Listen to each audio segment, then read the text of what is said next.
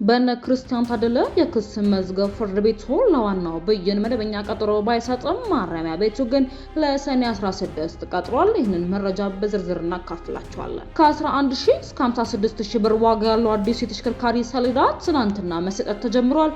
ነባር ከተሽከርካሪዎች አዲሱን ሰሌዳ የሚቀይሩት በሚወጣው የጊዜ ሰሌዳ መሰረት መሆኑም ተገልጿል። ይህንን መረጃ በዝርዝር እናካፍላችኋለን። ሬድዋን ሁሴንና ጌታቸው ረዳ ህወሓት በቀናት ውስጥ ጦርነት ይከፍታል ሲሉም ተናገሩ። የቮይስ ኦፍ ኢትዮጵያን ቤተሰቦች ሰብስክራይብ ማድረጋችሁን እያስታወስናችሁ በዝርዝር ወደምንመለከታቸው ጉዳዮች እናልፋለን።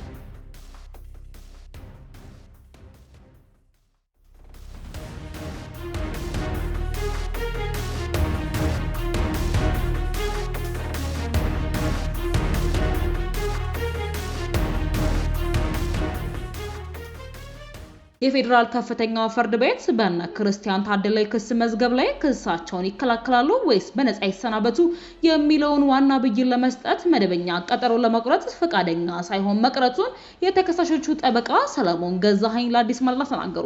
ፍርድ ቤቱ ለብይኑ መደበኛ ቀን ባይቆርጥም ተከሳሾቹ ማረሚያ ቤት እየተፈጸመብን ነው ስላሉት የሰብአዊ መብት ጥሰት ግን የማረሚያ ቤቱ ኃላፊ ማብራሪያ ይዘው እንዲቀርቡ ለሰኔ 16 ተለዋጭ ቀጠሮ ሰጥቷል። ጠበቃ ሰለሞን ሰኔ 3 ቀን ስለነበረው የችሎት ውሎ እንደተናገሩ ተከሳሾች ፍርድ ቤቱ ለብይኑ ለምንድነው ቀጠሮ ማይሰጠን ሲሉ ላቀረበው ጥያቄ ችሎቱ ሲመልስ ጉዳዩ ሊያልቅ የተወሰነ ነገር ስለሆነ የቀረው ይሄን የሚባል ቀን አልወሰንም በማለት ገልጸዋል። በመሆኑም ጉዳዩ ሊጠናቀቅ የተቃረበ በመሆኑ ፍርድ ቤቱ የሰብአዊ መብት ጥሰቱን ለማስማማት በሰየመው በዚህ በሰኔ 16 ቀን ላይ ዋናው ብይን ሊገልጽ ይችላል፣ ካልሆነ ግን ከዛ በኋላ ባሉት ቀናት ልናሰማ እንችላለን የሚል ውሳኔ ማስተላለፉን ጠበቃው ጠቅሰዋል። በዕለቱ ተከሳሾቹ ጉዳዩን የሚከታተሉ የሚዲያ አካላትና ቤተሰቦቻችን ቀኑን ቀድመው ማወቅና መስማት ስላለባቸው መደበኛ ቀጠሮ ሊሰጠን ይገባል የሚል ጠንካራ ጥያቄ ቢያነሱም ችሎቱ ግን ተጨማሪ ቀጠሮ ለመስጠት ፈቃደኛ ሳይሆን በሰኔ 16 ወይንም ከዚያ በኋላ ብይኑን እናሰማለን በማለት የዕለቱን ችሎት ማጠናቀቁን ታውቋል። ሬድዋን ሁሴንና ጌታቸው ረዳ ህወሓት በቀናት ውስጥ ጦርነት ይከፍታሉ።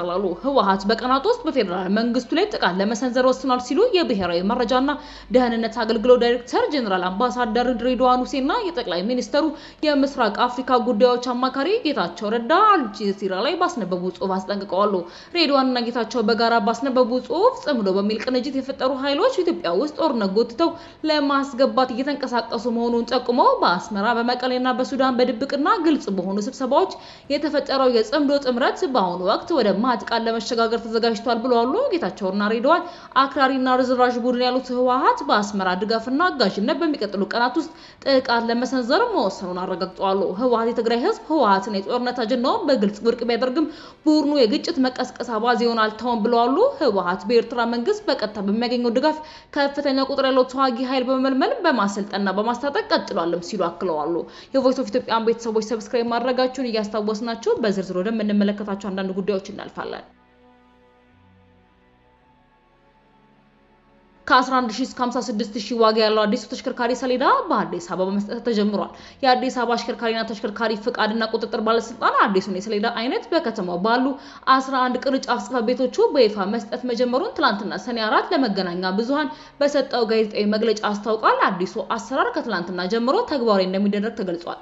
አገልግሎቱ ለጊዜው አዲስ ሰሌዳ ለሚያወጡ ባለንብረቶች እየተሰጠ ሲሆን ተመዝግበው ሲጠባበቁ ለነበሩ ከ1000 በላይ ሰሌዳ ፈላጊዎችም ቅድሚያ ይሰጣቸዋል ተብሏል። የአዲስ አበባ አሽከርካሪ ተሽከርካሪ ፍቃድና ቁጥጥር ባለስልጣን የተሽከርካሪ ዘርፍ ኃላፊ ትዕግስት አሰፋ አሰራሩ የትራንስፖርትና ሎጂስቲክስ ሚኒስቴር በወጣው መመሪያ ቁጥር 1050/2017 መሰረት ያደረገ ነው ብለዋል።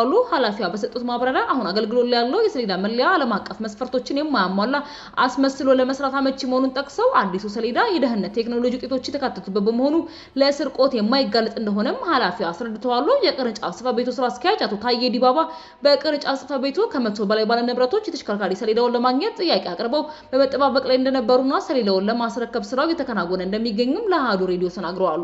ሰሌዳው ለረጅም ጊዜ እንዲያገለግል ታስቦ እንደተዘጋጀ ያነሱት አቶ ታዬ ለአገልግሎት የሚጠየቀው ክፍያ በተሽከርካሪው አይነትና በሚሰጠው አገልግሎት እንደሚለያይ አብራርተዋል። የክፍያውን መጠን በተመለከተ ለአሃዱ ሬዲዮ የቀረበላቸውን ጥያቄ በሰጡት ምላሽም አነስተኛው ሰሌዳ ክፍያ 11000 ሲሆን ከፍተኛው 56000 ብር እንደሆነም አረጋግጠዋል። በመሆኑም ነባር ተሽከርካሪዎች አዲሱን ሰሌዳ የሚቀይሩት በሚወጣው የጊዜ ሰሌዳ መሰረት መሆኑ ተገልጿል። የአዲስ አበባ ከተማ አሽከርካሪና ተሽከርካሪ ፍቃድ ፍቃድና ቁጥጥር ባለስልጣን ዋና ስራ አስኪያጅ አቶ ዘገየ በላይነህ አዲሱ የተሽከርካሪ ሰሌዳ ተገባበር አስመልክቶ ትናንትና መግለጫ ሰጥተዋል። በመግለጫቸውም የአገልግሎት አሰጣጡን ሂደት ለነባር ተሽከርካሪዎች የተዘጋጀውን አቅጣጫ ይፋ አድርገዋል። በስራ ላይ ያሉ ነባር ተሽከርካሪዎች አዲሱን ሰሌዳ የሚቀይሩት የትራንስፖርትና ሎጂስቲክስ ሚኒስቴር በሚያወጣው የጊዜ ሰሌዳ መሰረት መሆኑንም ገልጸዋል።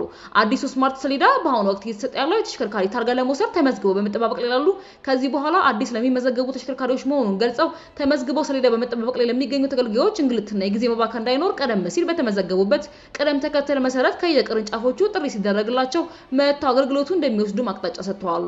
አዲሱ ስማርት ሰሌዳ ከተሽከርካሪው እድሜ ጋር እኩል የሚዘልቅ ሲሆን ሰሌዳው ጠንካራና የረጅም ጊዜ አገልግሎት የሚሰጥ በመሆኑ ተሽከርካሪው አገልግሎት ለውጥ በሚያደርግበት ጊዜ የማይቀየርና ተጨማሪ ወጪ ሙሉ በሙሉ የሚያስቀር ነው። ከፍተኛ የደህንነት ጥንቃቄ የተደረገበት በመሆኑ ማጭበርበርን ይከላከላል። ሰሌዳው ዘመናዊ ቺፕና የፊት መስታወት እንዲሁም የሚለጠፍ RFID መለያ አብሮት ነው ያለው። በመሆኑም ተሽከርካሪውን አሁናዊ ሁኔታ ወይንም ደግሞ ሪል ታይም ዳታ በሰከንዶች ውስጥም ለማወቅ ያስችላል። ሰሌዳው በቪየና ኮንቬንሽን መሰረት ለሀገራችን የተሰጠው ዓለም አቀፍ የኢቲኤች ኮድን ይዟል። የቮይስ ኦፍ ኢትዮጵያ ቤተሰቦች ለዘረዝንላችሁ ዘገባዎች እነዚህን ይመስሉ ነበረ። በሌሎች አዳዲስ ነው ከመረጃዎች ዳግም እስክንገናኝ ድረስ ደህና ቆዩ።